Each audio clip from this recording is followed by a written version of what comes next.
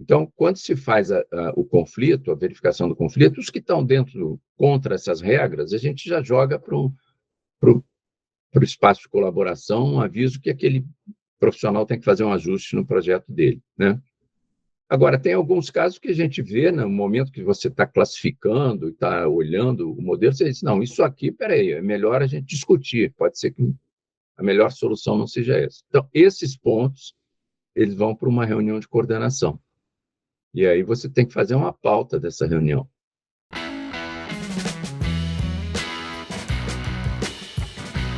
Fala aí, arquiteto Júlio na área, e começamos mais um ECTech, aquele podcast de tecnologia na arquitetura, engenharia e construção. E hoje eu estou aqui com uma fera do BIM, uma pessoa que nós vamos bater um papo sobre gerenciamento e desenvolvimento de projetos em BIM. Seja bem-vindo, Sérgio Leozin. É um prazer estar aqui com vocês, compartilhando nossas experiências. Nós somos, talvez, um dos precursores de uso do BIM aqui no Brasil. Eu era professor da Federal Fluminense e já pesquisava inovação na construção. Tinha vindo também de uma longa história de projetos, de escritório de projetos. Eu tinha escritório de projetos, depois passei a professor pesquisador, abandonei escritório e, em 2008, eu voltei para a prática profissional, montando um escritório exclusivamente de projetos. De início, a gente estava desenvolvendo projetos em BIM realmente, e desde 2016, nosso foco tem sido o gerenciamento e a coordenação de projetos, executando a gestão da informação nesses projetos, né? E, no momento, estamos desenvolvendo aí 3 projetos de grande porte.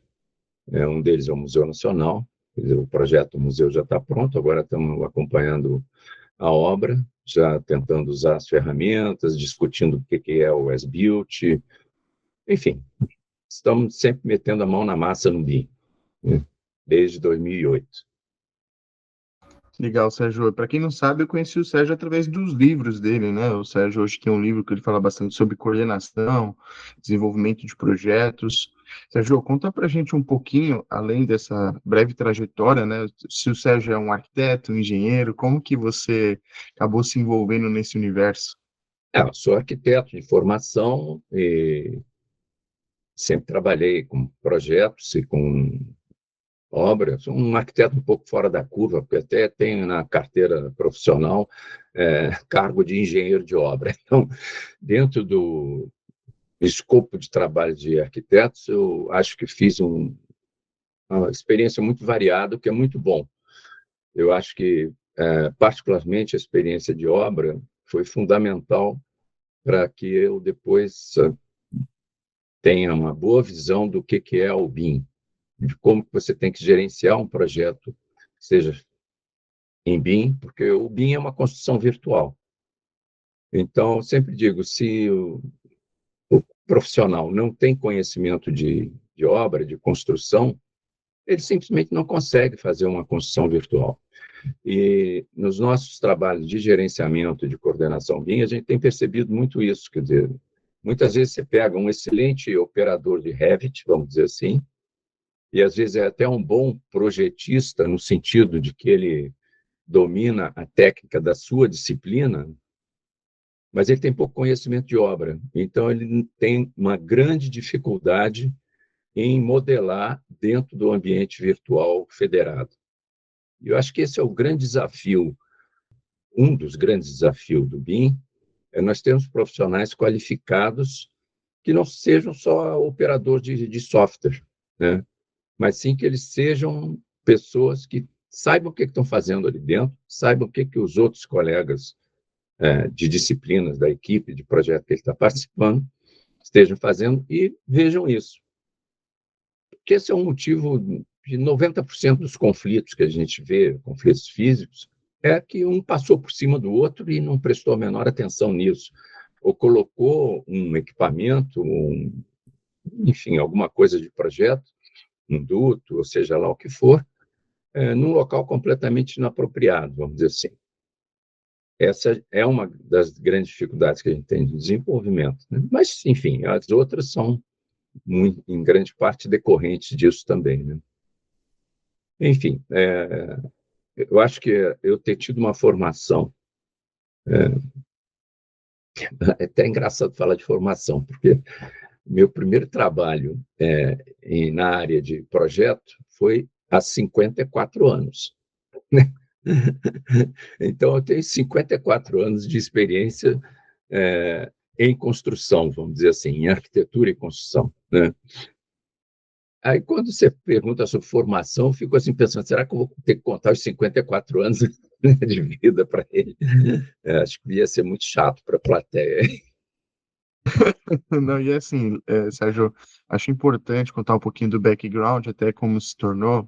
Claro, eu acho que você deu ali um breve trailer da sua vida, até porque muitas pessoas acham que é assim, né? Que nem você falou, faz um curso de um software, faz às vezes só um MBA e acredita já estar apto ali para coordenar ou desenvolver projetos em BIM. E a gente sabe que isso vai uma vida, né? Porque eu, por exemplo, me formei lá em 2013 para 2014 e ainda acho que tem um monte de coisa para aprender. Então, quando a gente fala que o conhecimento você adquire ele de forma contínua e vai aprendendo de projeto a projeto, complexidade a complexidade, é o que nos forma como arquiteto, é o que nos forma como engenheiro. Mas o E mais ter difícil não é você aprender coisas novas. Particularmente se o cara é novo, como você, né? É fácil de aprender. O difícil é você mudar o comportamento das pessoas, mudar o que a gente chama de mudar a cultura. Né? Então, claro, eu tenho essa dificuldade de formar pessoas com conhecimento de execução de construção, né? Com conhecimento do que é construção, porque também assim, quando eu estava dando aula, por exemplo, bem que eu tentava levar aluno para conhecer obra, coisa e tal, mas imagina, é impossível você levar 40 pessoas para visitar um canteiro de obra. Operacionalmente, isso é muito complicado. Então, essa é uma das dificuldades. Mas a outra grande dificuldade é que todos são formados dentro de silos de conhecimento. Ou seja, o engenheiro domina lá a sua especialidade, seja ela qual for, normalmente uma especialidade bastante restrita, é engenheiro elétrico, é de ar-condicionado, é disso, daquilo. Mas se ele não bota o pé na obra, vamos dizer assim, ele não começa a conhecer as outras disciplinas. E ele não tem o hábito de interagir com essas outras disciplinas, salvo aqueles que já têm uma experiência muito grande, vamos dizer assim, né? E mesmo que tenha uma certa experiência de interação, ele não tem a experiência da colaboração, da engenharia simultânea. E esse eu acho que é o segundo grande desafio da qualificação em BIM. Você nota que eu estou dizendo da qualificação em BIM, do processo de projeto em BIM, que é uma coisa que eu acho mais difícil do que ele saber operar um software. Né? Operar um software, eu acho que é uma ferramenta que você vai aprender, mas você pode ser melhor ou pior nisso, mas não é isso que te qualifica realmente para o BIM. É o meio, né? Ali a É. tecnologia e essas metodologias acaba sendo o meio. Uma dúvida que eu tenho, quando a gente fala sobre coordenação, muitos confundem coordenação de projetos, e aí quando a gente vai para essa área do BIM, que existe uma conexão muito maior do que era uma metodologia tradicional, devido à sua complexidade ser no CAD ou na metodologia tradicional, você ter pedaços de uma obra, e aí hoje você tem um modelo federado, que a gente até trouxe alguns termos para o pessoal que está escutando o podcast, entender também o que nós estamos falando, qual que é a diferença que você vê? Acho que primeiro definir o que é uma coordenação de projetos, acho que esse é um ponto bem importante para quem está escutando esse podcast, e o que é um gerenciamento de projeto, na sua opinião. A coordenação faz parte do gerenciamento, tá? Em primeiro lugar. Né? O gerenciamento é um guarda-chuva mais amplo, porque o gerenciamento envolve questões administrativas e financeiras. A coordenação, ela se prende mais ao aspecto técnico propriamente dito, né? Ou seja, a gente, na coordenação, tenta fazer com que a equipe trabalhe de modo harmônico, tá? E que o resultado desse trabalho seja um projeto compatibilizado. Né? Note que são duas coisas diferentes, né? O trabalho harmônico e o projeto compatibilizado, ele é a saída. Se você estiver trabalhando num ambiente de colaboração, você vai ter projeto compatibilizado como um resultado natural das coisas, vamos dizer assim, né? A coordenação ela tem que começar antes do projeto, estabelecendo as regras de comunicação. Então, a coordenação ela lida basicamente com gestão da informação, né? Inclusive a informação sobre os elementos. O pessoal olha para a coordenação de projeto, em geral, pensa em clash detection, em resolução de conflitos. Isso é uma parte do trabalho que a gente faz na coordenação. Mas a parte mais importante é você evitar que o conflito ocorra. Então, para isso, você precisa ter uma preparação do projeto, em termos de você criar o ambiente de colaboração, criar as regras de trabalho, as regras de colaboração, como que são as codificações. Infelizmente, aqui no Brasil, cada um usa um código diferente para identificar as coisas, então, e o cliente manda, né? Então, você acaba tendo que usar, muitas vezes, uma codificação que já existe do cliente. Para os projetistas, isso é muito ruim, evidentemente, tem que ficar mudando a forma de trabalhar, também induz a erro. Mas, enfim, você tem que jogar as regras do jogo, colocar as regras do jogo. Normalmente, isso é feito no plano de execução BIM. Mas aqui no Brasil é o seguinte: você cria o plano de execução BIM, depois ninguém lê aquele negócio. Então, você precisa atuar para que ele seja algo que as pessoas percebam como importante, e você tem que cobrar isso no dia a dia. É um trabalho meio de formiguinha, né? A outra questão assim, muito relevante é que esse processo BIM é muito diferente do processo CAD, em termos de entregáveis, prazos, e o pessoal usa sempre modelos de contrato e modelos de cronograma que não tem nada a ver com BIM. Então, é uma dificuldade muito grande você fazer com que a estrutura administrativa das empresas, os advogados, mudem o projeto, mudem o contrato, melhor dizendo, desculpa. Você manda a minuta de o que você quer dos entregáveis para os advogados, eles devolvem um negócio que não tem nada a ver com o que a gente pediu, né? Então, é uma dificuldade, porque você tem que ter um trabalho de convencimento das pessoas, né? Porque o BIM ainda não é muito pouco praticado, né? Assim, se fala muito de BIM aqui no Brasil, mas, na verdade, o que o pessoal está fazendo com uma certa frequência é compatibilização de conflitos, e de uma maneira equivocada, ou seja, cada um faz o seu modelo, isso quando o modelo é feito no BIM desde o começo. Na maior parte dos casos, o que a gente vê é o sujeito fazer o projeto em DWG, passar para o Revit, meio de qualquer maneira, vamos dizer assim, aí vem uma etapa de compatibilização. Isso é completamente o oposto do que a gente quer, porque isso É é o famoso retrabalho. CAD-BIM, né? É o famoso CAD-BIM, e até É, aquele termo Little BIM, né? Que o pessoal fala, né? e isso aí é retrabalho. Basicamente, você tem retrabalho, que significa perda de homem-hora e perda de prazo. Então, quando você tem uma boa coordenação BIM, você quer atingir que essa engenharia da construção seja simultânea, né? Que todo o processo de projeto seja simultâneo e que não tenha retrabalho. É muito importante a gente explicar para os projetistas que o nosso objetivo é que eles não tenham retrabalho, que com isso o projeto vai ser mais ágil. Mas para isso eles têm que mudar de postura, e isso é bem difícil, tá? Normalmente as equipes de projetos são muito diversas, ou seja, é raro você encontrar uma equipe de projeto que seja a mesma de outro projeto, né? Você sempre muda partes da equipe, então eles têm que aprender a trabalhar juntos, e é sempre uma equipe que está começando do zero, ou quase do zero, né? Então, essa que é a grande dificuldade que nós temos na coordenação de projeto. Harmonizar as expectativas, harmonizar os métodos de trabalho e, basicamente, o intercâmbio de informações. É isso que a gente faz. No Eu fundo, é uma visão um pouco diferente da visão de conflitos, porque que a gente quer evitar conflito. Não, e assim, eu particularmente também tenho duas situações que eu sempre me deparo que é um desafio, principalmente quando a gente lida muito com implantação BIM.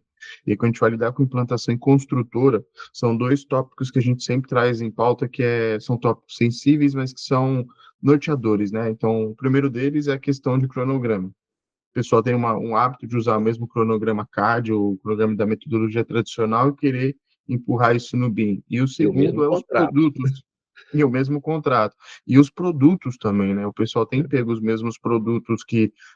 quantas vezes eu já li um documento que o cara fala, olha, me entrega primeiro o documento e depois você me entrega o modelo.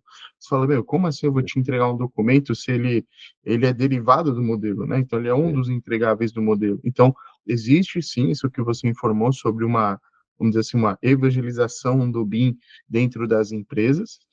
Isso até é um papel que a gente faz muito forte para que todos entendam de fato o que é o BIM de uma forma macro, para que eles até saibam falar, se comportar diante dessa nova metodologia. Como que você vê esse trabalho com as partes interessadas do cronograma e dos produtos que eu acabei de mencionar?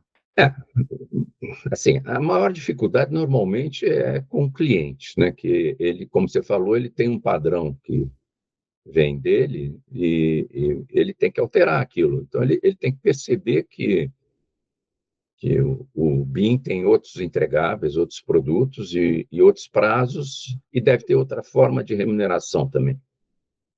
Então, uma das coisas que a gente insiste muito é a questão de ajustar os percentuais, vamos dizer assim, de andamento do projeto para cada etapa.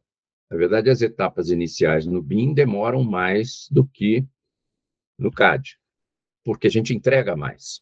A gente entrega um estudo preliminar com muito mais solidez, com muito mais informação do que no estudo preliminar em CAD, né? E no anteprojeto, então, muito mais ainda em relação ao anteprojeto comum, porque normalmente a gente elimina a etapa, aquela etapa de pré-executivo, vamos dizer, salvo algumas poucas exceções de projetos muito complexos, né? Já ocorreu conosco até de está no contrato que existia essa etapa de pré-executivo, e quando chegou na etapa de fazer o pré-executivo, o cliente desistiu, porque viu que não precisava, né? Porque o projeto já estava, na verdade, compatibilizado no anteprojeto, né? E o pré-executivo, basicamente, era retrabalho para compatibilização, né? Então, quando você elimina esse retrabalho, é o grande ganho que a gente tem no BIM, é isso, a gente não ter o retrabalho de compatibilização, que era um trabalho infernal. Antigamente, por exemplo, eu trabalhei na coordenação do projeto do metrô, não só na coordenação, como no desenvolvimento. A gente fez algumas das estações da linha 2 aqui. E depois a gente acompanhou, participei do grupo de coordenação e montagem, onde a gente tinha que fazer a compatibilização já na obra, né? Porque o projeto tinha sido teoricamente compatibilizado, só que quando a gente começava a montar, a coisa não funcionava. E tínhamos que fazer pranchas, na época, desenhando cada disciplina num vegetal com tinta colorida. Cada cor era uma disciplina. Você imagina que ficava uma loucura isso, né? Era muito bonito para você botar na parede, mas dava uma trabalheira infernal. E isso foi feito depois do projeto estar compatibilizado, porque no CAD era engraçado, né? O sujeito pedia uma furação numa viga no papel. No papel, desenhava lá, eu quero um furo ali. Dias depois, às vezes um mês depois, ele recebia uma prancha de volta dizendo que ali onde ele pediu tinha um furo mais ou menos do tamanho que ele tinha pedido. Ele dizia, ok, está ali o furo que eu pedi. Só que aquele furo ali não era dele, era do outro que tinham pedido furo no mesmo lugar, ou de um outro perto que a gente tinha chegado para o lado, né? Alguém tinha chegado para o lado. Quando a gente ia montar, a coisa não funcionava, né? Então, no BIM você não tem isso, você tem tudo harmonizado, né? E compatibilizado na entrega. Agora, para isso é preciso ter colaboração. Para isso é preciso que o projetista veja diariamente como é que está o andamento dos outros projetos, né? E que tenha regras de hierarquia, quem tem prioridade de passagem, vamos dizer assim, sobre as coisas. Isso é bastante complexo, porque não tem nenhuma regra que você aplique 100% em todos os casos, né? Tem sempre aquele caso que é melhor dar uma outra solução. Então, a coordenação faz isso, né? Agora, a dificuldade realmente é, em termos de cronograma, é você fazer o encadeamento dessas, porque embora a gente diga que a engenharia seja simultânea, ela não é 100% simultânea. A estrutura e a arquitetura, você sai primeiro com a arquitetura, depois você vem com a estrutura, depois você vem com as grandes instalações, vamos dizer assim, de ar-condicionado e redes principais, né? Então, existe um encadeamento, sim, existe uma hierarquia. Então, esse cronograma é até engraçado. Hoje, por exemplo, eu estou exatamente tenho que trabalhar num cronograma aí que foi feito de modo tradicional e agora eu tenho que conseguir transformar esse cronograma num cronograma BIM. E é complexo, entendeu? Se você não tiver um bom conhecimento do encadeamento das disciplinas, você não consegue fazer um cronograma desse.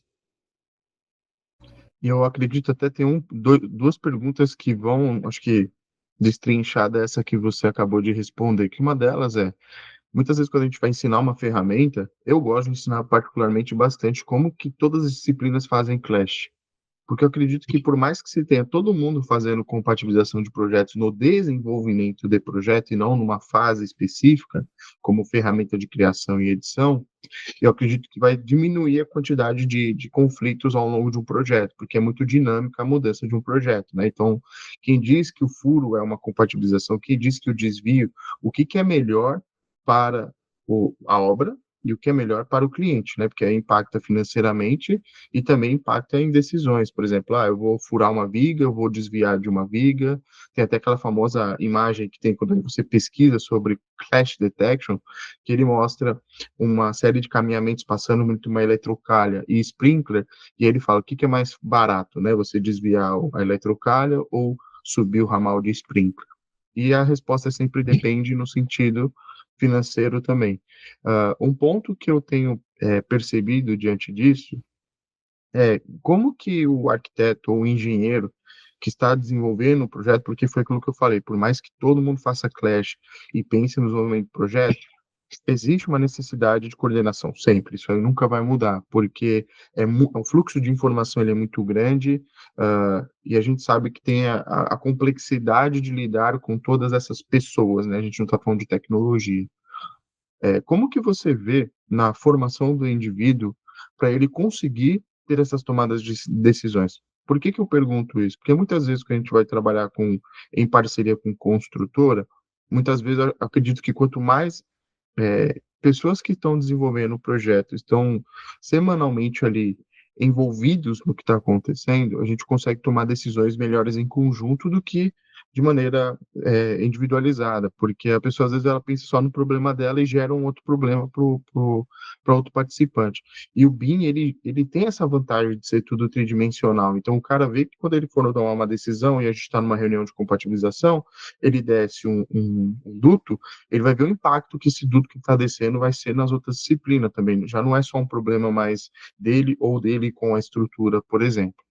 É, Aí a gente sente uma necessidade hoje, quando a gente fala de compatibilização, de achar profissionais qualificados para que eles tenham o devido entendimento que a gente está falando de um item, que é Clash, mas existem outros itens, que é código de obras, atender requisitos de norma de desempenho, entre milhares de outros que impactam em como coordenar um projeto, né? Então, como que você vê nessa formação desse indivíduo? Porque muitos me perguntam, Júlio, onde eu posso fazer um curso ou algo do tipo que eu aprendo isso? Eu falo, cara, muita gente aprendeu isso com a vida, né? Você pode contratar um consultor ou um especialista para te ajudar nesse assunto, mas é algo que, e isso ainda depende, na minha opinião, da área de atuação, porque tem gente que se torna especialista em mercado imobiliário, tem gente que se torna especialista em centro de distribuição, tem gente que se torna especialista em hospitalar, porque envolvem, como eu falei, muitas normativas e é difícil uma pessoa só ter o conhecimento desse todo. Como que você vê nessa formação desse indivíduo?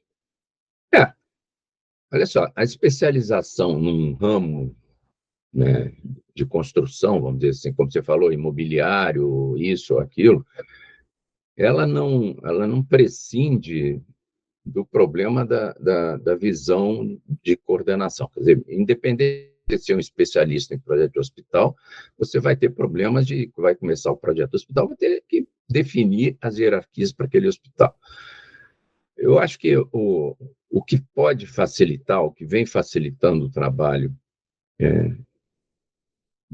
quando você está metendo a mão na massa no projeto mesmo, se você tiver um bom planejamento daquele projeto e estabelecer as regras de hierarquia, de precedência, você vai ter muito menos problemas que você vai precisar discutir, porque sempre vai ter alguns problemas que você vai precisar discutir entre todos, né? Porque vai chegar uma hora que, apesar de você dizer que o duto de ar-condicionado tem prioridade, o sujeito vai passar lá com um busway, com uma eletrocalha, e por acaso naquele lugar pode ser melhor trocar o duto do que trocar a eletrocalha. Para isso existem as reuniões de coordenação, em que você analisa previamente todas as propostas. Quer dizer, o que é, por exemplo, a nossa rotina de trabalho?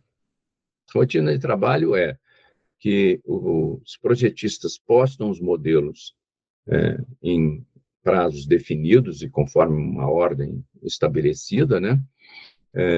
E é feita uma análise que é semanal. Toda semana, então, a gente abre aquele conjunto de modelos, vê como é que foi o andamento e seleciona os pontos que vão para discussão na reunião de coordenação. Porque eu não preciso ficar discutindo se o sujeito eventualmente errou. Ainda erra muito, vamos dizer assim, né? Nessa questão de conflitos físicos, ainda tem muito problema. Então, a gente vai dizer, olha, existe uma regra de prioridades ou de precedência, vamos dizer assim. Então, quando se faz o conflito, a verificação do conflito, os que estão contra essas regras, a gente já joga para o espaço de colaboração um aviso que aquele profissional tem que fazer um ajuste no projeto dele, né? Agora, tem alguns casos que a gente vê, no momento que você está classificando e está olhando o modelo, você diz, não, isso aqui, peraí, é melhor a gente discutir, pode ser que a melhor solução não seja essa. Então, esses pontos, eles vão para uma reunião de coordenação. E aí você tem que fazer uma pauta dessa reunião de coordenação para não ficar ali todo mundo pendurado o tempo todo no vídeo, né? Porque ainda bem que agora a reunião é virtual e você pode até ficar fazendo outra coisa enquanto está olhando ali com canto de olho se você vai ser chamado ou não. Mas, ainda assim, a gente tenta otimizar o tempo das pessoas, né? Então, você tem que organizar. Então, organizar a reunião de coordenação é muito importante para o bom andamento do projeto, né? Você ter um ponto de discussão que seja relevante e que você consiga resolver rapidamente com os projetistas ali. Normalmente, se é uma coisa muito complicada, até a gente se comunica antes da reunião, porque o bom é reunião de mineiro, né? Você vai lá já com tudo resolvido. Perfeito. E aí, uma dúvida que eu tenho junto dessa, que é polêmica, essa pergunta que eu vou fazer, é como que você vê o uso do LOD para contratos? Como que você vê, você acredita no uso do LOD? Você acredita que é uma O LOD autodeterminação? assim, é uma referência, eu até uso nos contratos, modelos de contrato que a gente que o modelo do estudo preliminar é constituído por elementos primários em LOD 200. Tá? A gente bota esse nomezinho, elementos primários. Tá? Então, é porque basicamente você vai trabalhar com aquilo, mas não quer dizer que você vai só trabalhar com aquilo, que é impossível você trabalhar só com LOD, né? Então, o LOD é uma referência. O que acontece é que você fazer, como tem algumas ferramentas aí de internet, você dizer qual é o LOD de cada disciplina em cada fase, isso é um trabalho infernal. E que nem sempre faz sentido. Tá? Então, eu acho que o LOD é meramente orientativo, deve ser meramente orientativo, mas você não vai exigir um LOD a ferro e fogo, porque é mais importante também, e aí você tem um nível de informação, né? Nós fazemos a verificação da qualidade da informação nos modelos, ou seja, a especificação que está escrita ali, né, no descritivo daquele objeto, está correta. Se ele está classificado corretamente, se ele está associado ao nível correto. Tá? Então, essa é a qualidade da informação que você tem que verificar. Se tem todas as informações que você especificou que tem que ter. Se é qual é a taxa de aço, se você, tudo isso depende, né? Mas, basicamente, essas especificações são uma fonte de problemas hoje em dia. Por quê?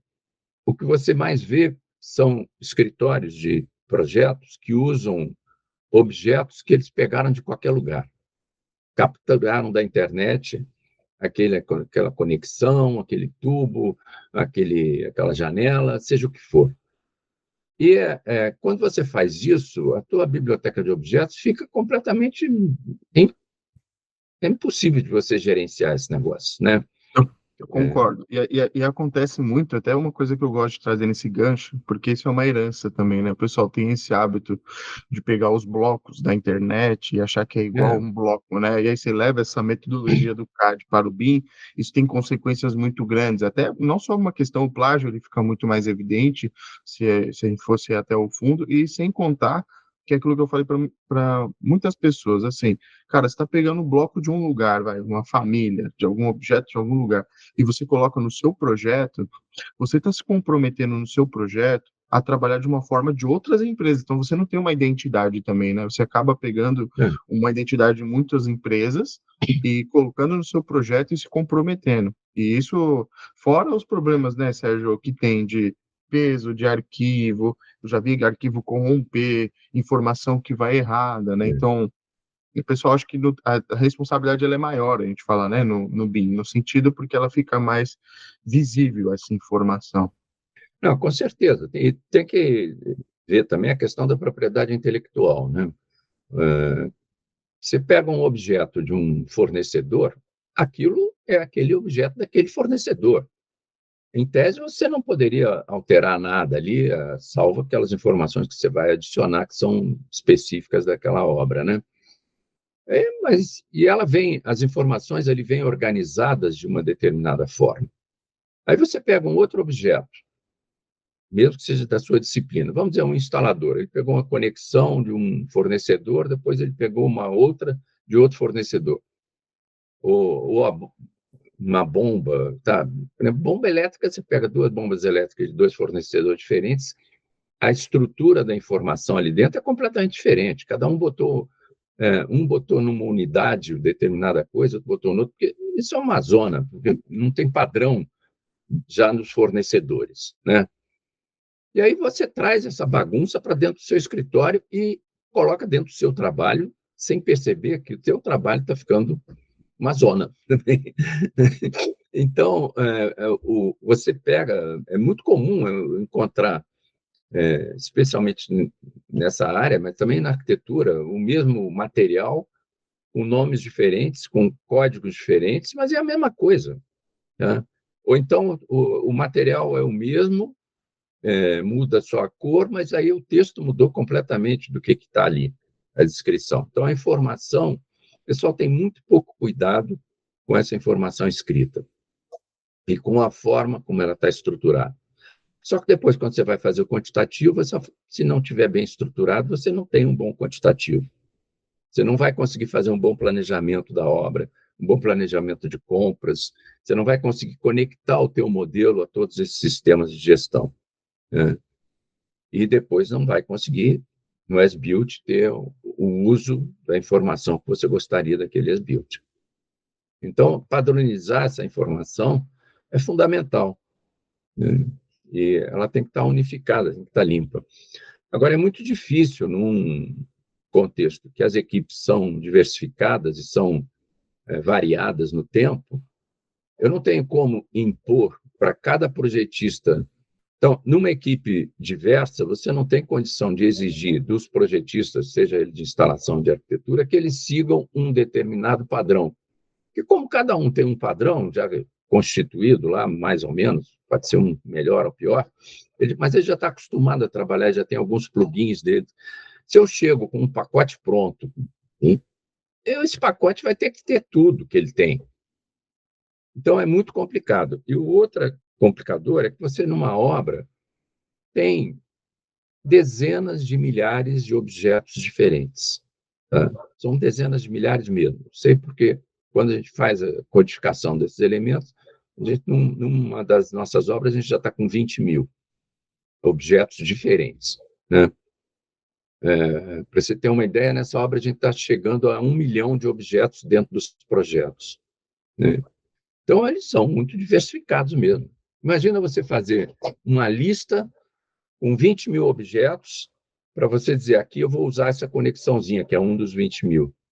É inviável. Você tem que ter um sistema que dê uma certa liberdade para o projetista para trabalhar da forma como ele está acostumado, seguindo algumas regras. Tá? A codificação vai ser uma delas. Mas você limita isso ao âmbito de cada projetista para o dia a dia dele, entendeu? Então, esse é um trabalho bastante grande, mas que a gente faz ao longo do projeto. A gente não prepara isso, a gente prepara as regras no começo do projeto, mas não todo o conteúdo, porque eu preparar todo o conteúdo, eu precisaria saber o que vai entrar no projeto. É impossível. Não, perfeito. Eu tenho até duas experiências que eu queria compartilhar. Uma delas aconteceu também recentemente, que uma das construtoras falou, Júlio, olha, tem um cliente aqui que a gente está contratando, projetista, a gente faz também plantação de escritórios de arquitetura e engenharia, e lá, Sérgio, eles falaram, olha, o cliente foi muito apreensivo a primeira vez, o projetista, perdão, foi muito apreensivo a primeira vez na reunião de arquitetura, ele estava iniciando o BIM dentro da empresa dele e ele tinha se comprometido com a construtora a entregar o projeto de arquitetura em BIM. E eu vi que ele foi muito uma cabeça padrão, né? Ele já tem um bom tempo de mercado ali, já sabe trabalhar muito bem com CAD, e muitas vezes ele estava criando situações sobre o que era o BIM Mandate, o LOD, etc., que a construtora estava propondo, mas era algo muito enxuto que a construtora propôs, porque no final ela estava comprando o mesmo conteúdo que estava no desenho, só pediu para transcrever isso em informação. Então, quando a gente coloca, olha, você pode usar o objeto que você quiser, o seu template, o que você quiser, mas eu preciso que você atenda essas regras, porque senão a gente não consegue ir para o uso do BIM, que é o que a construtora estava procurando, que era quantificar e compatibilizar projetos. Então, muitas vezes, o arquiteto, ele pensa que, olha, eu vou ter mais trabalho. Na verdade, eu até explico para ele, olha, você não vai ter mais trabalho. Na verdade, o seu trabalho ele vai ser mais visível do que já era, porque você continua fazendo projeto. O que acontece é quando um arquiteto vira um construtor, né? Que aí ele tem que fazer um monte de informações que ele não entregava antes. Aí, claro, que se discute em relações a contrato. Acho que esse é um ponto. A segunda experiência que a gente teve foi quando. Por que eu perguntei para você do LOD? Porque muitos clientes chegam e falam: olha, eu preciso entregar isso aqui num LOD 400. Aí eu falo: olha, É. de onde você tirou esse LOD 400? Ah, não tem referência. Então vamos trazer referência do que existe. Pega o LOD do BIM Fórum, vou explicar para a pessoa o que é aquilo para ela entender, né? O que é aquilo, primeiramente, para ela não escrever errado num contrato, ou até muitas vezes não comprar um modelo que está super detalhado geometricamente e não tem informação. Então, a gente usa isso como guia e como boa prática para que ele saiba o que ele está adquirindo, porque o uso do BIM desse outro cliente era manutenção e operação predial. Então, eu falo, opa, então, vamos focar então no que você quer, que é manutenção predial. Logo, a gente entende que o BIM vai ser desenvolvido num projeto, ele vai gerando informações que lá no final ele tem que condizer espacialmente onde ele está e as informações que você vai usar isso depois para manutenção e operação, porque eles estavam cobrando o nível do cara de estrutura, mandar o parafuso, a porca e tudo modelado. Aí eu falei, você precisa de toda essa informação? Então, foi muita troca com o cliente direto, final, de como ele vai usar aquela informação, porque eu falei, olha, você vai ter plataforma para rodar tudo isso? Onde você vai hospedar esses arquivos? Você vai usar isso internamente? Vai ser externo? A pessoa que vai lidar com isso, qual é o nível de conhecimento dela em relação a modelos digitais, BIM, e etc, etc. Então, existe um papel muito grande junto nós, né, quem é coordenador com o cliente, de materializando aquilo, né, que ele espera como uso do BIM. E aí eu pergunto do LOD, porque muitas vezes a gente tem que pegar o que é LOD, esquece a palavra LOD, mas transcrever em cada disciplina os itens que ele quer obter de informação. Então, eu acho isso bem pertinente e também a questão geométrica, porque, por exemplo, teve cliente que pediu aquele tal clearance, né? O cara queria ter, olha, você vai botar uma porta, eu quero que você coloque um espaço em volta daquela porta para eu poder ver a área de atuação dela abrindo. Ah, eu quero um sprinkler, eu quero ver a área de atuação daquele sprinkler em 3D. Então, na cabeça dele, isso tem mais a ver com um LOD avançado do que era geometria. Então, eu falo brincando, cada um tem o LOD que merece. Então, É, assim, existe essa análise de tudo isso, e eu vou te dizer, ainda tinha um cliente nosso norte-americano que ele falava assim, olha, além de tudo isso que vocês vão entregar, eu preciso que usem nuvem de pontos com laser scanner, faça a captação durante a obra, para que a evolução do modelo digital de projetos seja evoluído a nível que seja como está construído, e depois eu utilize isso como manutenção e operação. Então, aí você olha toda essa complexidade de informação e você entende que existem esses graus de BIM para cada tipo de empresa que tem uma maturidade também, né? Aí a gente está falando de um cliente que já tinha uma maturidade muito elevada e que também já tinha plataforma, ele faria o bom uso do BIM, que aí sim, para nós, Sérgio, que está na área do BIM, é o suprassumo, porque é, você quer um cliente que use o BIM do começo ao fim, porque muitas vezes ele morre no caminho, vira um PDF, um DWG, e aí você já sabe como que é a prática do mercado. Então, para a gente teve algumas experiências que a gente está tirando muita lição aprendida disso, né? Você nota o seguinte, o importante é que tenha informação. Você falou, por exemplo, do raio do bico de dispersão do sprinkler. Essa é uma informação que tem que estar escrita, né, em algum lugar. Ela vai ser usada pelo projetista até para fazer a simulação de cobertura, essas coisas assim. Então, a informação tem que estar lá. Só que ela é uma informação, ela não precisa ter a representação dela em todo momento. Eu vou usar aquela informação num determinado momento do trabalho, não vou usar no restante. Então, a informação, quantos parafusos eu preciso ter para montar alguma coisa, pode até existir, é um texto. Isso não vai sobrecarregar ninguém. O problema que a gente encontra, às vezes, é o overmodeling, né? O cara que fica desenhando a rebimbeta da parafuseta lá, aí você pega uma caixinha de tomada e ela tem todas as ranhuras e tem os parafusos dela. Isso realmente é uma bobagem, né? Agora, a informação, né, dependendo da etapa, ela vai ser necessária, né? Mas, na maior parte dos casos, aqui no Brasil, você tem um sequenciamento de contratação da obra muito diferente. Quer dizer, mesmo o número de parafusos pode ser importante se você vai montar, mas se você não vai montar, né, aquilo, talvez você não tenha tanto interesse em ter essa informação naquele momento. Então, eu tenho que ter um objeto, vamos dizer que eu esteja desenhando sei lá, um split. Eu não vou ficar desenhando qual é a fixação do split, até porque eu não sei qual é a fixação do split. Mas o montador, ele vai precisar dessa informação. Então, eu preciso ter um objeto que represente o split, que tenha o campo que possa ser associado a um campo de que é que ele vai precisar na montagem. Esse campo vai estar em branco, se ele existir desde o começo, ou alguém vai acrescentar esse campo num determinado momento.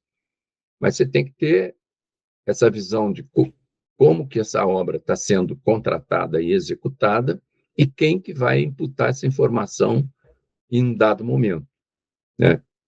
E para quem que é importante essa informação? Quer dizer, claro, depois na manutenção, eu vou querer saber aquele split, qual foi a data de montagem, onde está o manual, etc. e tal. Nota que são informações completamente diferentes de quando eu fiz o projeto e de quando eu executei a obra. Então, essa informação ela vai variar conforme a etapa do empreendimento. O que você tem que ter é uma estrutura que seja capaz de receber essas variadas informações de cada etapa de um modo minimamente sem retrabalho, basicamente você não tem retrabalho, né? E tenha segurança dessa informação. Agora, é muito difícil, porque normalmente você não sabe quem é que vai operar o prédio, você não sabe qual é o sistema que vai estar em uso depois. A indústria imobiliária, ela entrega o prédio, cuida dele alguns meses, depois pronto, sai de lá, não quer mais saber daquele negócio, né? Tem uma garantia de 10 anos que ele torce para que não aconteça nada, que ele nunca mais tem que botar o pé lá dentro. Então, E se a construção estiver boa, vai acontecer isso mesmo, né? Então, assim, é muito diferente, quer dizer, esse cliente que você falou que vai fazer o bom uso do BIM, que faz o ciclo de vida todo, isso é uma raridade, né, muito grande. Normalmente, o cliente, mesmo assim, por exemplo, o Museu Nacional, tem um dono, que é o FRJ, etc. e tal, a gente não tem a menor ideia de como que ele vai ser gerido, porque já não tinha gestão antes, né? Então, a gente não tem nenhum parâmetro. Ele era gerido desse jeito, era um negócio muito confuso. Como é que ele vai acontecer? Quer dizer, a gente está fazendo um prédio super moderno, com instalações automatizadas, etc. e tal. O que é que vai gerir isso? Onde é que vai estar o sistema de gestão disso? A gente não tem a menor ideia. Então, é muito difícil você preparar ah, esse material de as-built BIM, que vai muito além da representação geométrica, né? Se você não sabe como é que vai ser usado depois, né? E isso acontece em vários ramos, quer dizer, é muito raro esse cliente que você indicou aí, que já tem essa maturidade muito grande, né? Legal. E assim, uma pergunta que eu queria fazer para você é uma das coisas que a gente luta bastante, principalmente para quando a gente quer recursos com relação a todo esse parque tecnológico, quando a gente fala do uso ali do BIM, como que, eu gostaria que você falasse assim, como que você vê o papel do CDE, né, para o sucesso daquele empreendimento? O CDE é fundamental para você ter um processo colaborativo, né? Não existe processo colaborativo se você não tiver um CDE. Só que o que é um CDE? Ele não é um repositório de arquivos apenas. E também não é só o espaço de colaboração. E, infelizmente, se você olhar os softwares disponíveis no mercado que se dizem CDE, eu conheço acho que um ou dois para ser mais exato, que são um CDE colaborativo. Um deles é impossível de se contratar porque é da Oracle. Ele é maravilhoso, pô, mas você tem que ter todo o sistema da empresa, tem que ser da Oracle. E, obviamente, que isso tem um custo astronômico para a nossa realidade brasileira. O outro também é caro. Aliás, me lembrei agora de um terceiro que é mais caro ainda. Então, a gente acaba usando sistemas de colaboração com repositórios de arquivos, porque os sistemas de colaboração que você tem, os mais comuns, não são repositórios. Quando ele é um bom repositório, ele é um péssimo CDE e vice-versa. Então, você acaba tendo que fazer uma composição das coisas, o que não é uma boa solução, mas é a solução possível no momento. E é indispensável. Quer dizer, você não faz um projeto sem ter um repositório de arquivos, sem ter um espaço de colaboração. E, infelizmente, a gente não tem a boa solução, a solução ideal, que me entenderia. Sempre que você vai falar com os caras, está em construção, não tem isso, a minha parte aqui de repositório está legal, mas a do CDE ainda estou vendo. Enfim, e olha que eu rotineiramente faço avaliação de todos os sistemas que saem. Acabei de fazer 2 semanas atrás, de um sistema que saiu novo, me pareceu bastante razoável, mas também, por exemplo, esse é mais um caso. Tem uma lista de casos em que o sujeito, por exemplo, ele é bom num ambiente de colaboração, mas não é no repositório e vice-versa. Infelizmente, a gente ainda não tem, assim, eu te falei, quer dizer, tem 3 assim que eu acho que são tecnicamente completas, mas são inviáveis financeiramente para os projetos que a gente toca. Mesmo, bom, uma delas só está sendo usada na Arábia Saudita, eu acho que isso diz tudo, né? Então, só um shake de petróleo que consegue pagar por aquilo. Perfeito. E assim, dentro do fluxo, quando a gente fala de CDE, como que você vê o fluxo quando eu falo de softwares nativo versus IFC? Porque é uma batalha que a gente tem diária também, muitas vezes, de É, comunicação. Acho que o maior desafio é a comunicação. infelizmente, o software de projeto mais comum, que é a suite da Autodesk, ela não conversa legal com o IFC, né? Em particular em sólidos, em superfícies, né? E qualquer coisa que não seja uma geometria mais chinfrim, mais ortogonal, né? Então, é muito complicado quando você tem, enfim, projeto de paisagismo, você vai passar para IFC, é um caos, né? Você tem que trabalhar, então, com uma simplificação de representação para que a coisa possa funcionar. E toda a parte de projeto de terraplanagem, etc. E tal, você vê que ninguém usa os softwares da Autodesk para fazer esse tipo de projeto. Você pode usar Civil 3D, mas ele não gera um modelo RVT, ele gera um 3D DWG, um DWG 3D no máximo, né? Os outros softwares que trabalham com modelagem mais avançada, seja da Bentley, seja da Tecla, etc., eles exportam IFC, né? E aí você não consegue importar esse IFC para dentro do resto do projeto. Vamos supor que o arquiteto esteja trabalhando com Revit, né? Vai receber um modelo de terraplanagem IFC, o modelo vem um caos para ele, né? Quer dizer, o modelo está direitinho lá no software dele, quando você abre no IFC ele está bonitinho, mas quando você importa para o Revit, não. Então, o problema é localizado, mas é localizado no aplicativo que tem 90% do mercado, eu acho. A gente não vai ter como resolver isso. A única forma que a gente tem é minimizar os danos. Minimizar os danos significa aceitar uma qualidade de representação de determinados elementos, e isso significa que você vai ter que trabalhar isso na hora que você vai fazer uma animação do projeto, você vai ter que tapear ali, né, aquele modelo, vai ter que ser trabalhado com outra ferramenta, com outro objetivo, mas aí existem ferramentas para isso. Quer dizer, não acho inviável, a gente tem trabalhado rigorosamente em todos os projetos que a gente tem feito, tem projetistas fornecendo parte do trabalho deles em IFC para o modelo federado. É muito engraçado porque funciona muito bem nas plataformas de colaboração. Na plataforma de colaboração, nas diversas que a gente usou, a gente nunca teve problema. Quer dizer, o Revit exporta para a plataforma de colaboração direito, mas não consegue importar um IFC direito. Mas aí você tem que ter uma previsão de como é que você vai resolver esse negócio.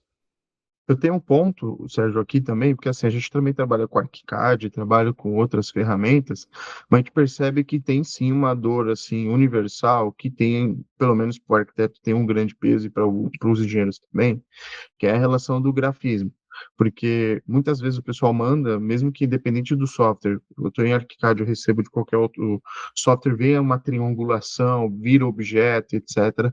E a qualidade gráfica, ela cai muito quando a gente trabalha com IFC. Como que você vê nesse sentido? Porque, primeiro, eu acho que existe a questão do CDE, o cara vê como colaboração, o desenvolvimento do projeto em BIM, e aí o IFC e os softwares nativos, eles atendem essa necessidade, mas eu vejo que depois tem a questão da necessidade de acoplar os projetos para gerar uma documentação, porque a gente teve um desafio de trabalhar com o Autodesk, nós estávamos na Autodesk, e o cliente, ele, por mais que todos estivessem em Revit, por uma questão contratual, muitos não queriam compartilhar a versão nativa, mesmo com NDA e contratos assegurando que aquilo não seria compartilhado para facilitar uma comunicação. E aí todos acabaram indo, dentro da solução da própria Autodesk, trabalhar com IFC. E isso aconteceu, a qualidade do grafismo, e aí eu não coloco só por responsabilidade da Autodesk, mas também pela dificuldade em si de trabalhar com o IFC, que caiu muito, e aí tinha uma reclamação por parte dos arquitetos que não tinha qualidade gráfica, por exemplo, eles falam, pô, mas eu estou trabalhando em BIM, parece que a qualidade gráfica ela caiu, né? Não elevou. O restante foi superado, né? A compatibilização, a virtualização, Só, mas ainda tem esse desafio do IFC, na minha opinião. eu acho tem várias questões. Em primeiro lugar, eu não acho o IFC essa encrenca toda, tá? Acho que ele tem problemas localizados, vamos dizer assim, né? Em tipologias de elementos com determinadas geometrias, vamos dizer assim. A questão da qualidade gráfica, eu acho muito relativa, tá? Porque a qualidade gráfica da representação de CAD, vamos dizer assim, era muito boa quando o desenhista era muito bom. tá? A qualidade da informação era muito ruim. O que está acontecendo agora é que você tem um modelo que tem uma qualidade de representação que pode ser muito boa, tá? Não precisa ser exagerada, vamos dizer assim, mas, claro, muito boa depende de para que você quer usar aquilo, né?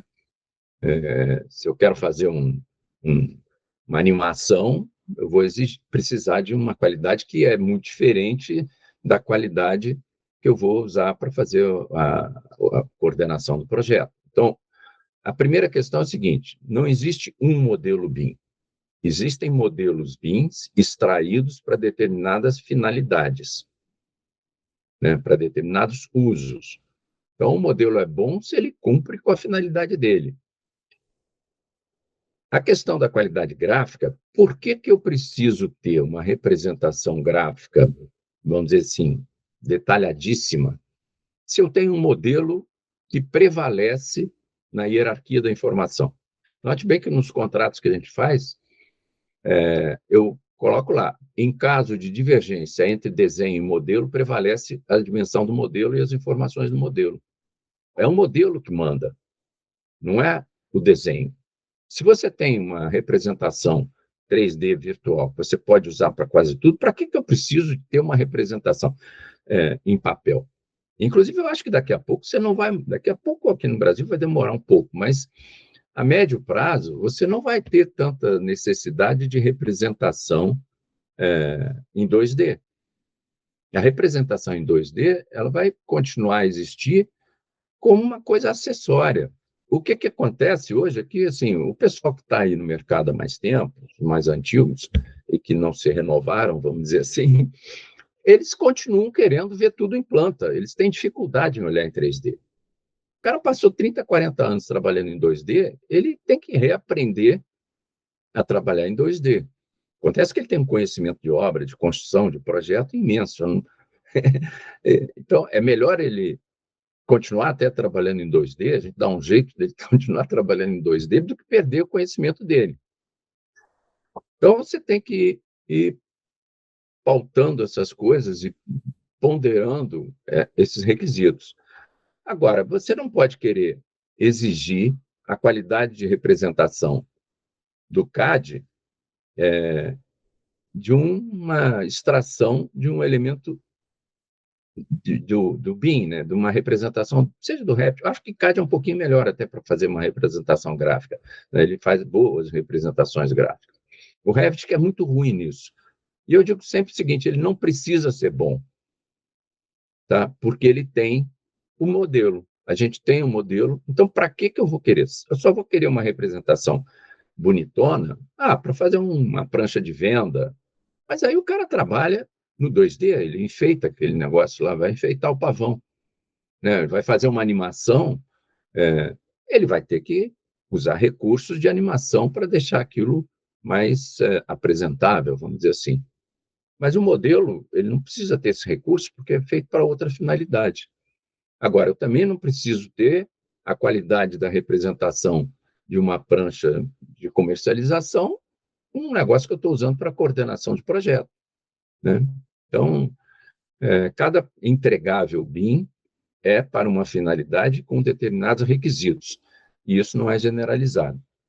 Por isso que você tem, hoje em dia, são quase 300 MVDs, né? Model View Definition, que existem, cada um com uma finalidade, e é para isso que eles servem, é para você não ter que trabalhar com todos os dados e não ter que ficar vendo todos os dados ao mesmo tempo.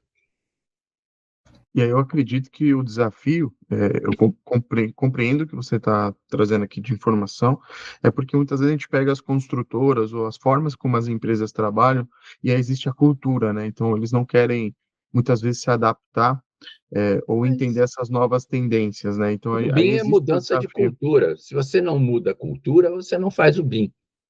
É impossível você manter a cultura do CAD no BIM. É, inclusive, altamente inconveniente, diria eu. Assim, um dos problemas que a gente tem a gente brinca, aquele cara tem cabeça de CAD, tá? Ele não sabe trabalhar com BIM. Isso é muito comum a gente dizer. Agora, às vezes o cara é super competente na área dele, eu não vou mandar ele embora por causa disso, entendeu? E como que você vê, Sérgio, por exemplo, questões de empresas que querem trabalhar no software nativo? Porque, de repente, alguém está escutando esse podcast, olha, eu estou em Revit, outra pessoa está em Revit, e aí eu devo ir num caminho OpenBIM, de fato, IFC, ou tem algum problema, na sua opinião, trabalharmos na mesma solução? Como eu falei, você não consegue trabalhar só com uma solução. Por mais ampla que seja a solução da Autodesk, ela não faz projetos de terraplanagem e de superfícies adequadamente, tá? É o grande calcanhar de Aquiles deles, né? Tem outros problemas lá. Cada plataforma dessa tem alguns problemas, né? O OpenBIM, começa que esse negócio OpenBIM, para mim, é um nome meio inconveniente, que tem a ideia de que ele é grátis, entendeu? Não é grátis. Ele é tão caro quanto a solução proprietária, tá? Ele tem algumas vantagens para algumas coisas e outro tem alguns malefícios para outros. Eu não sou, vou dar uma de mineiro, não sou nem contra nem a favor, tá? Porque existem casos e casos. Pode ser até que você seja uma empresa que você consiga fazer tudo com a suíte da Autodesk, tá? Assim, já me arrependi da frase porque, por exemplo, a gente usa muito Navisworks, né? Por que a gente usa o Navisworks? Porque ele está embutido no preço. E quando eu penso em trocar o Navisworks, eu digo, pô, já estou pagando uma fortuna por essa suíte. Aí vou ter que pagar mais uma grana, que é mais ou menos o mesmo preço da fortuna que eu estou pagando, para um outro software que faz a mesma coisa que o Navisworks, dando menos trabalho, mas que, enfim, no final o Navis funciona, né? Funciona meia bomba, porque eu acho que o negócio ele tem algumas falhas que até hoje não entendi por que não corrigiram. Mas, enfim, você acaba usando porque já está ali dentro do pacote, né? Então, tem essas coisas que você usa, às vezes até o tal negócio. Eu moro numa zona rural, tá? E vou, evidentemente, à cidade de vez em quando. Para mim, o melhor carro da área, que todos os meus vizinhos têm, é o Uno Mille.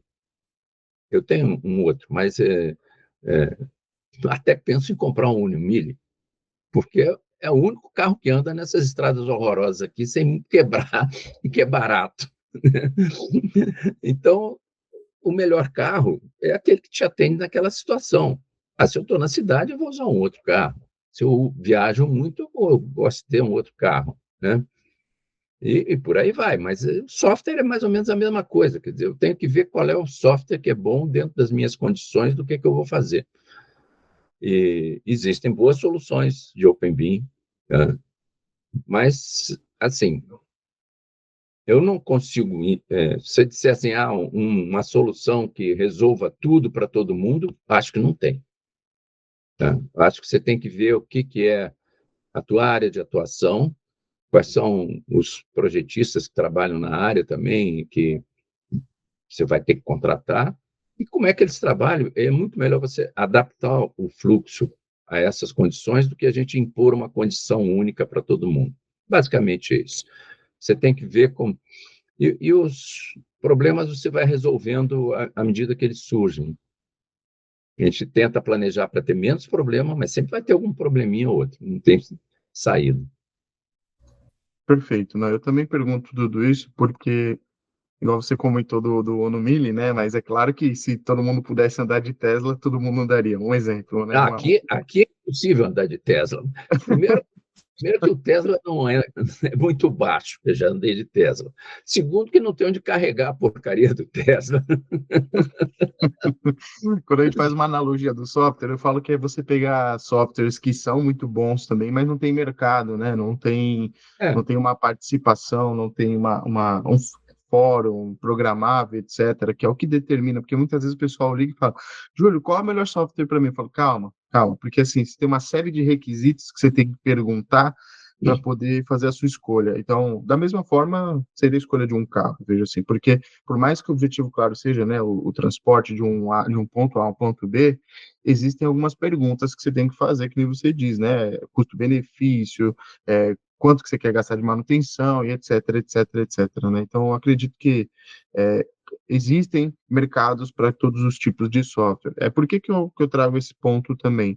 Porque eu já fiz uma simulação de quando a gente olha também, fugindo um pouco da Autodesk, softwares que não são Autodesk. E é muito mais caro você trabalhar com mais softwares que não é Autodesk, porque você paga individualmente cada um, Sim, você não paga numa collection, né, como é. a Autodesk vende. Então, tudo depende do que você faz também, né? Eu falo isso para o projetista, por isso que muitos às vezes usam um software de cálculo estrutural e aí ele usa parcialmente só o Revit para aquilo que ele precisa, assim como quem faz compatibilização usa Navisworks, eu uso Solibri, por exemplo, também, e aí, então, dependendo da situação e da condição financeira do escritório, eu acredito que ele vai se adaptando para as tecnologias.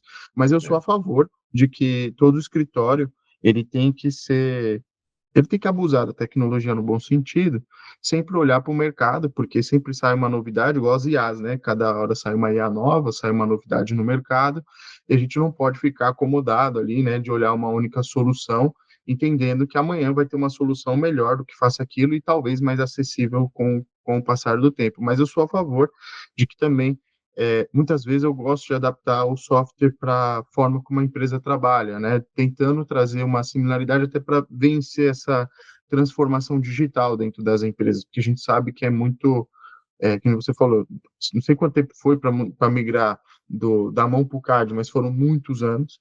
E aí, quando a gente migra do CAD para o BIM, também é uma mudança não só de software, de processo de trabalho, de informação, de contrato, é muito maior a complexidade do que comparado que era o CAD, porque na época o CAD o pessoal só digitalizou, mas não mudou algumas coisas com relação, o BIM ele te cobra mais isso. E aí eu tento trazer para as construtoras para dar um pouco paz de espírito nessas empresas, de que assim, vamos entendendo então primeiro a sua empresa e adaptando a tecnologia que maior tem a sua visão de negócio, como funciona o seu negócio, porque a gente sabe que senão ninguém planta BIM. Se você fala para o cara toda a complexidade, todo o tempo que precisa, todo o dinheiro e etc., muitas vezes a pessoa vem com muitas objeções. Então, a gente tenta, ou não, vamos entender essa empresa, vamos entender a cultura dela, vamos entender como ela desenvolve o projeto, vamos entender como que ela faz tudo isso, trazer opções de mercado e trazer a implantação para essa realidade dela e não ao contrário. Então, eu defendo bastante essa É, metodologia. depois, a implantação de BIM numa empresa demora anos, tá? Muitos anos. Pra... Porque uma coisa é você começar a fazer projeto usando o Revit, o ArchiCAD, etc. Isso é o começo da implantação. Agora, você ter realmente uma gestão da informação completa, demora muito tempo. E você tem que mudar a cabeça das pessoas, né? Como a gente falou aqui, quer dizer, a cabeça do projetista que está trabalhando com BIM, ele tem que ter outra visão, outra qualificação, né? Então, é muito difícil. Ele pode ser um excelente projetista, seja do que for, e, de repente, ele não consegue trabalhar num ambiente colaborativo, né? Tem muita dificuldade. A gente faz análise de desempenho das equipes de projeto através de diversos indicadores, inclusive de colaboração, né? As plataformas de colaboração, elas, engraçadas, são muito ruins em fornecer os bons indicadores. Eles montaram lá um monte de dashboards, etc. e tal, mas o que a gente quer mesmo saber, a gente não consegue extrair deles. Então, a gente acaba tendo que fazer artifícios para poder ter indicadores se realmente aquele projetista está colaborando efetivamente. Tem que ver que projetos grandes, você trabalha com equipes de 20, 30, 40 empresas. É muita gente com um perfil muito diferenciado. Então, você não consegue ter um acompanhamento individual de cada um, se você for só... Você precisa ter indicador de desempenho. Então, a gente constrói esses indicadores e aí a gente tem um dashboard mais apropriado, vamos dizer assim, para essa representação. Mas você formar as pessoas para trabalhar nesse novo ambiente é uma coisa que demora tempo, porque tem que mudar a maneira como eles estão habituados a trabalhar.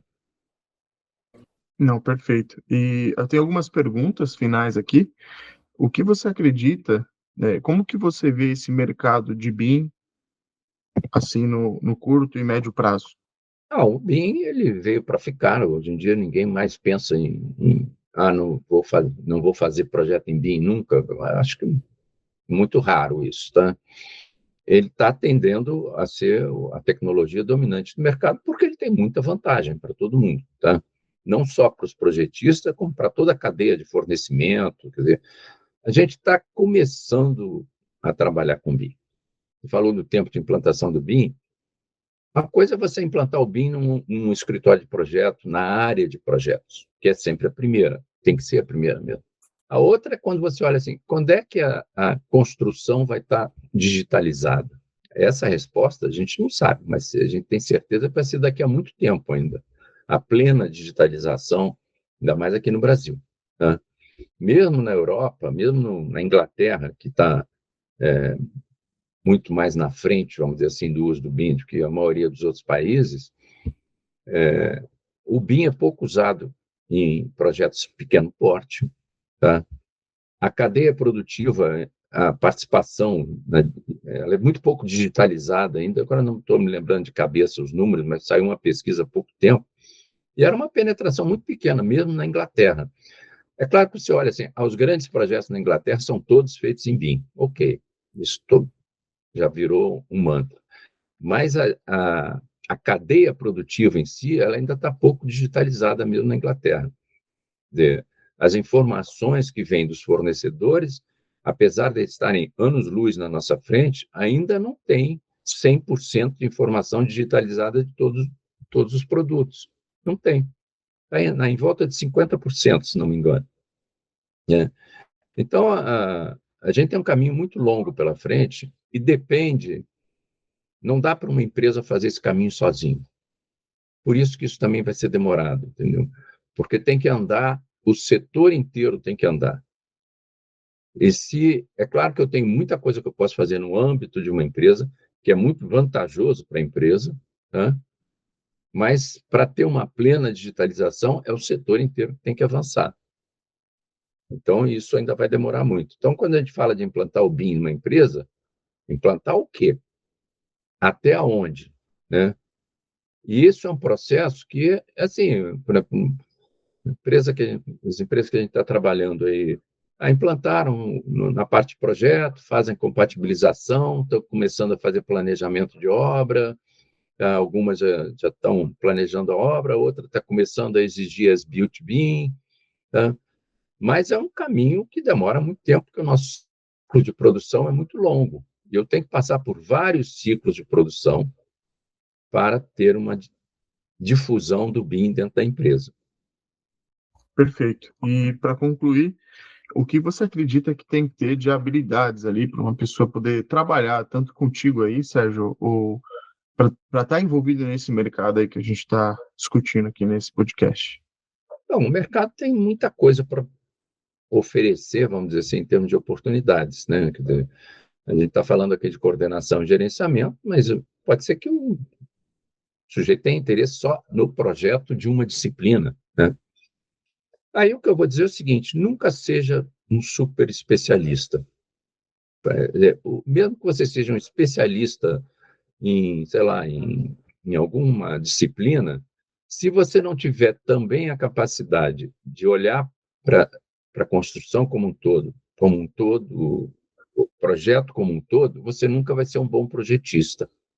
Então, o projetista que trabalha em BIM, ele vai ter que ser sempre um pouco generalista também, por mais especializado que ele seja, mas ele tem que ter essa visão do geral. E vou te dizer o seguinte: esse negócio vai piorar. Por quê? As ferramentas que estão sendo desenvolvidas, aí, baseadas em FC5 e o SD, né, Universal Scene Description, elas vão borrar ainda mais a fronteira entre as disciplinas. Você nota que o CAD funcionava bem num ambiente em que as pessoas eram altamente especializadas. Ele é uma ferramenta apropriada, na verdade, para a visão que a gente tinha lá na década de 20, a visão do Taylor de alta especialização. Você nota que os arquitetos até até mais ou menos final da década de 20, eram todos engenheiros arquitetos. Era o cara que dominava tudo da obra.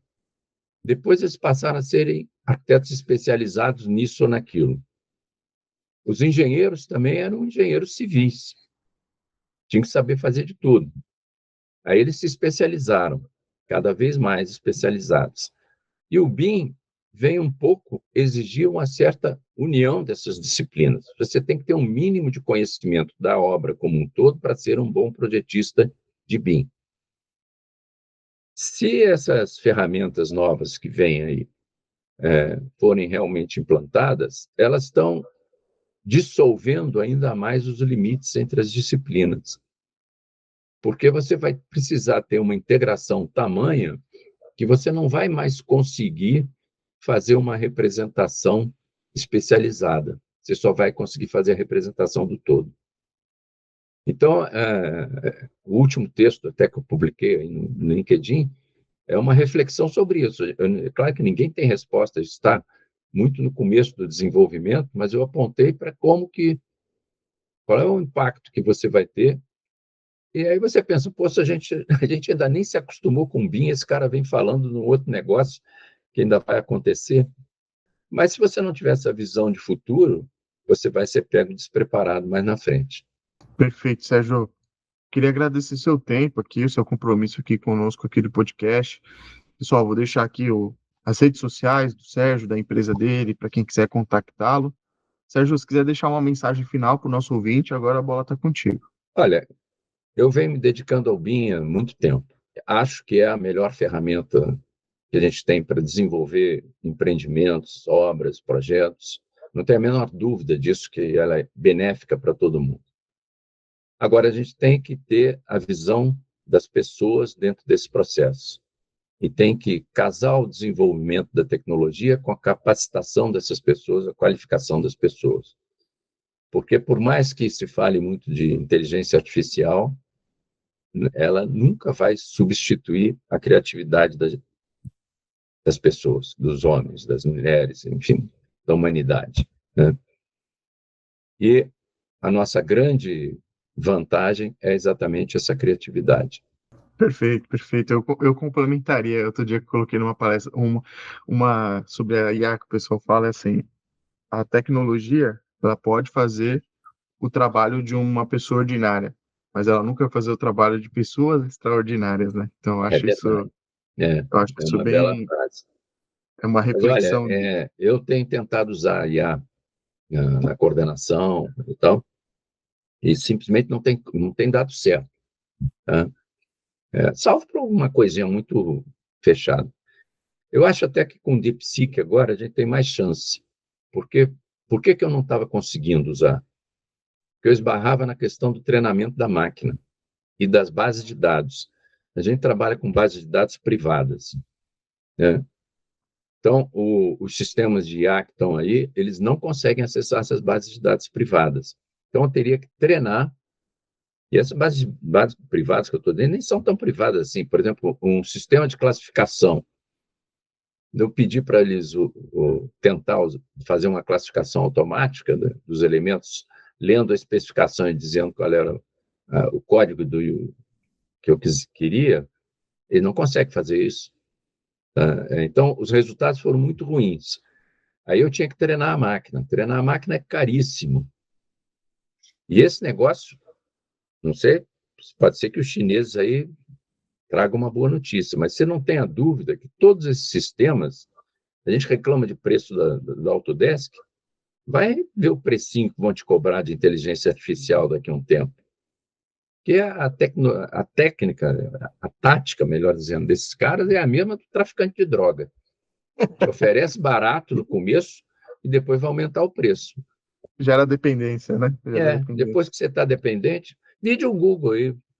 As universidades não estão tendo que apagar os arquivos dela porque não tem dinheiro para pagar o Google, né? Está acontecendo já. Eu não gastava um tostão com o Google alguns anos atrás. Hoje em dia a gente paga acabei de pagar uma fatura do Google, 500 pratas por mês, só de e-mail e espaço de disco, né? Fora as outras licenças que a gente tem. Quer dizer, o que a gente paga de licença, eu acho que esse, por exemplo, é um grande problema. O custo de um escritório de projeto, em termos de licença, não para de crescer. Então, isso, a gente não consegue passar esse custo, fora o custo da plataforma de colaboração, do CDE, tá? Que são custos elevados. Quem é que paga essa conta e como que isso aparece na conta dos projetos? Não, e se torna complexo, né, você ser competitivo, né, porque muitas vezes você vai competir com alguma empresa, principalmente empresas internacionais, que o cara faz aquisição nos Estados Unidos, faz aquisição em outro lugar e ele consegue usar em outro país, né, então É. isso acaba sendo um pouco complexo para competir com o próprio brasileiro que gasta em real, por exemplo, né, Aí então, recebe uma proporção ínfima em relação ao que o projetista lá fora recebe, entendeu? Então, é um ele, baita ele desafio. recebe menos e tem que pagar pelo software mais caro, às vezes, né? É Exato. complicado, mas vamos ver. Ok. Obrigado aí, Júlio, pela oportunidade de conversar. Sempre bom. Obrigado você, Sérgio. Você que está escutando esse podcast, pessoal, não esquece de dar 5 estrelas no Spotify, compartilha com alguém de profissão que eu tenho certeza que pode levar esse podcast ele para um próximo nível. Quem quiser aí depois se conecte com o Sérgio. Obrigado e até a próxima, pessoal.